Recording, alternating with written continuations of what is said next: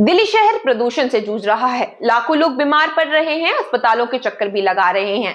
लेकिन हमारी सरकार को क्या, उन्हें तो संसद में 10 घंटे लगातार वंदे मातरम पर चर्चा करनी है। इसी दौरान इंडिगो की फ्लाइट्स कैंसिल हो रही हैं, लाखों लोगों का समय और प्रयास भी व्यर्थ हो रहा है। लेकिन हमारी सरकार को क्या, उन्हें तो संसद में बैठकर वंदे मातरम की उन पंक्तियों पर चर्चा करनी है जो नेहरू जी की सरकार में महिलाओं के लिए हटाई गई थी। मैं पूछना चाहती हूँ सरकार से, जब आपको महिलाओं की इज्जत का इतना ही ख्याल है, तो जब वही महिलाएं प्रताड़ित होती हैं तब सख्त कानून क्यों नहीं बनते हैं?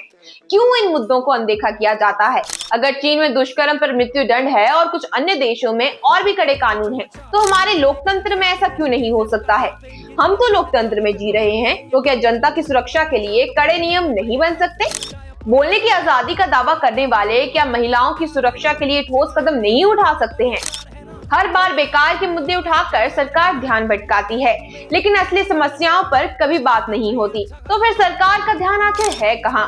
लेकिन ये ध्यान भटकाव का सिलसिला यही नहीं थमता। जब लाखों युवा जो उच्च शिक्षा प्राप्त कर चुके हैं हताश होकर नौकरियों के लिए भटक रहे होते हैं, और जब देश का भविष्य बेरोजगारी की दलदल में फंसा है, तब संसद में इस पर गंभीर चर्चा क्यों नहीं होती है? क्या ये हमारी सरकार की प्राथमिकता नहीं है कि वह देश की सबसे बड़ी संपत्ति युवा शक्ति को काम दे?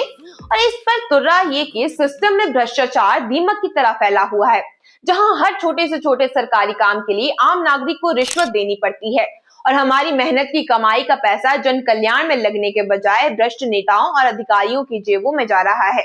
ऐसी स्थिति में प्रतीकात्मक मुद्दों पर 10 घंटे लगातार बहस करना क्या जनता की असली समस्याओं, प्रदूषण, महिला सुरक्षा, रोजगार और पारदर्शिता से जानबूझकर आंखें फेरना नहीं है?